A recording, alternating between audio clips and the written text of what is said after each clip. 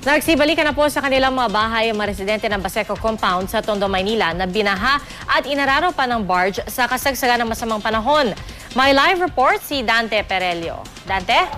Yes, Pia, halos nasa 30 pamilya na lang ang namamalagi rito ngayon sa covered court ng Baseco sa Port Area, Maynila na pansamantalang ginawang evacuation center. Maagang nagpakaya ng lugaw at namigay ng tubig ang programang Unang Hirit sa mga natitira pang evacuees bilang bahagi ng serbisyong totoo ng Kapuso Network.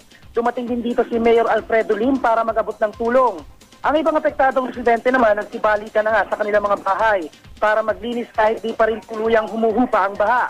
Madaling araw noong linggo nang ilikas sa covered court gym ng Baseco ang may 139 na pamilya dahil sa hanggang baywang na baha at malakas ng alon at sa karagatan. Nagbaka sakali naman ang mga taga rito, Pia, sa mga basurang inanod sa tabing dagat sa maaaring pakinabangan o ibenta. Isang barge ang sumadsad sa tabing dagat na sakop ng Barangay Gasangan at Aplaya. Ang isa pa ay sa Happy Land sa Barangay Parola, Tondo, Maynila, kung saan tinatayang nasa 30 kabahayan ang nawasak. Pia, inaayos na ng lokal na pamahalaan ang panibago nilang titirahan at tinitiyak rin ng lokal na pamahalaan ng Maynila na mananagot ang may-ari ng barge na nagdulot ng perwisyo. Nakikipag-ugnayan na rin daw sila sa Maynila sa Philippine Coast Guard at Philippine Ports Authority para sa isasagawang investigasyon sa insidente. Yan ang mainit na balita mula rito sa Maynila. Balik sa iyo, Pia. Dante, linawin ko lang yung nabanggit mo.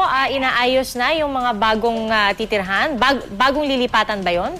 Actually, Pia, hindi sila i-relocate kung saan nasira yung mga bahay ay doon din itatayo. Ang sabi sa atin ng DSWT ay magtatayo raw ng isang parang condo-type condominium kung saan maaari nga mag-avail itong mga nawalan ng tirahan. So, gaano katagal kaya, Dante, bago ito maging ready, no, for occupancy?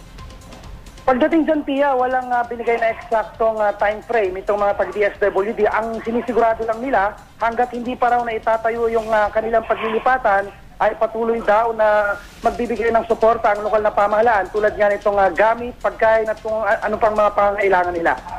Alright, maraming salamat, Dante Perelio.